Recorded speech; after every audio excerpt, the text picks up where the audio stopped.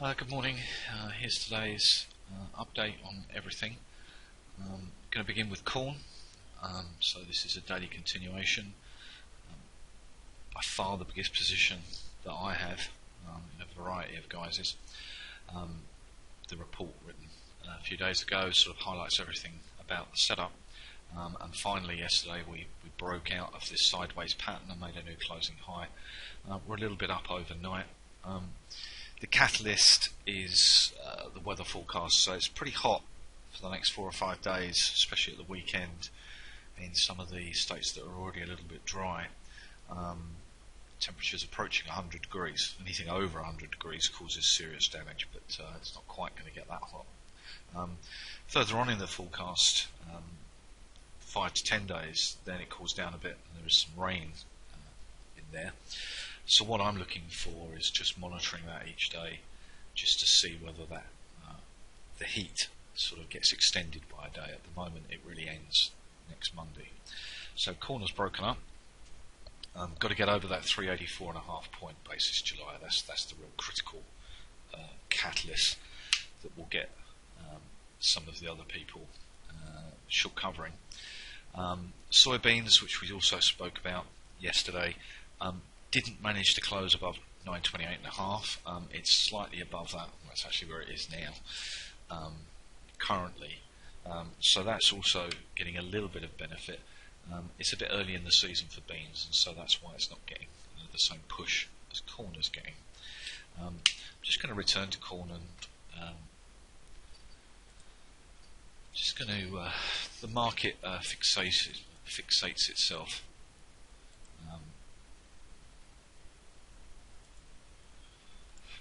On moving averages.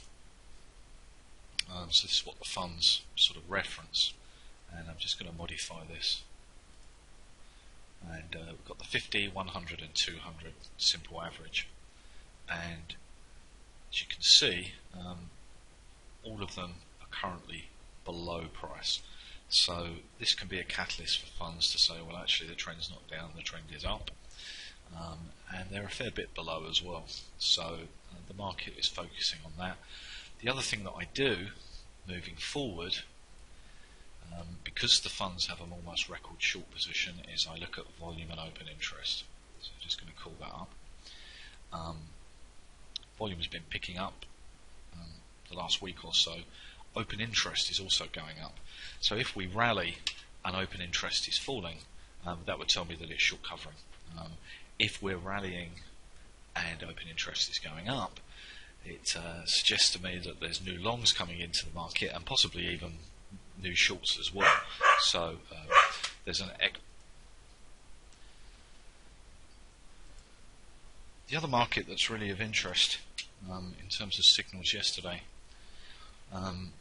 This is the Nasdaq, and we've had a warning sign, so it's a UFO signal and also a 4 20-minute steps ending, so a stepping process coming to an end, which indicates that's all it is at this stage, is purely a warning. But what I did is I had a look at the major players in the Nasdaq just to see what they were doing. So this is Facebook, not a lot going on. However, when you go to Amazon, got another warning sign, which is again a UFO, but no resistance has moved to the top. If I do Google, another UFO, and did close below a minor daily level, so something has moved to the top there. So the first signs of losing a little bit of momentum. And if I do Apple, more significantly on Apple, the weekly resistance has moved to the top. So this has created a reasonable barrier. So watching that 156.65 point to see if we get some sort of failure there in a pattern. Apple on a range relativity basis is already above the red line there. It's already above its annual target. It's already reached its quarterly target pretty much, 56.30, and we've got the weekly and the monthly there as well. So there's a bit of a confluence going on.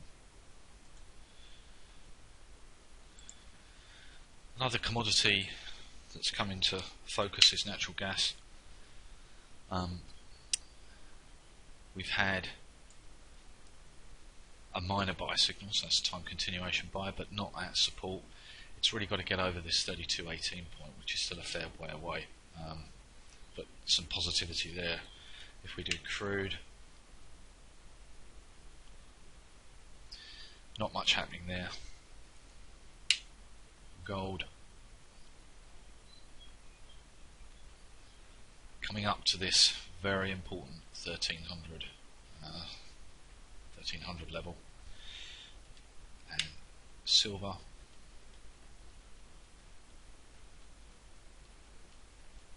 in a big space. So that's about it really. There wasn't very much in the way of signals, so everything else was pretty nondescript, which is sort of like chopping around. So we'll see what happens tomorrow. It's a big day tomorrow. I think there's some testimony in the States. Got the UK election tomorrow as well, and I think we've got the ECB, so there's a fair bit going on. Should make Friday pretty interesting, that's for sure. Okay, thank you.